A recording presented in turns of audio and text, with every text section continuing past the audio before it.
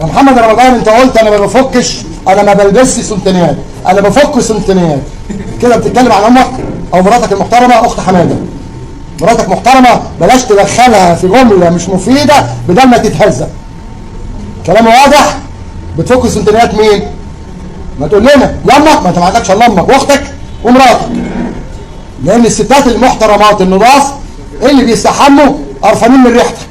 راجل سيادتك في الغاء التحقيق معاه عشان اعتذاره. هو اعتذر لمين؟ اعتذر لجمهوره على السوشيال ميديا. جمهور مين؟ اعتذر لمين؟ لجمهوره وشعب مصر والناس. لمين؟ طب اقول لك حاجه بقى، انا رافع قضيه يوم السبت خلاص بطرد نقابه الموسيقيين، رامي مصطفى صاحبي، واشرف زكي نقابه المال التمثيليه رامي صاحبي، والاستاذ مسعد نقيب السينمائيين رغم انه المفروض بعرفه كويس لانهم باعوا كرامه وقيمه الشعب المصري عشان عيل زي ده ليه حق بعد كده يديهم هم بالجزم. بالجزم يعني ايه؟ يعني ايه علم بلدي يتحط على مؤخره؟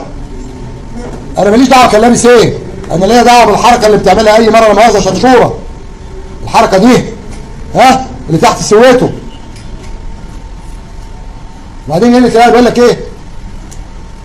انا عمري ما البس في ثانيه في التمثيل حلق.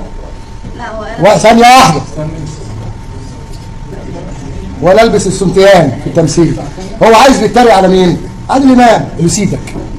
انت نفسك محمد امام وابن مصطفى متولي يضربوك بالجزمه. خلاص؟ هو يقصد مين؟ سمير غانم الله يرحمه، بس ده كان تمثيل. انت مش بتمثل يا بابا.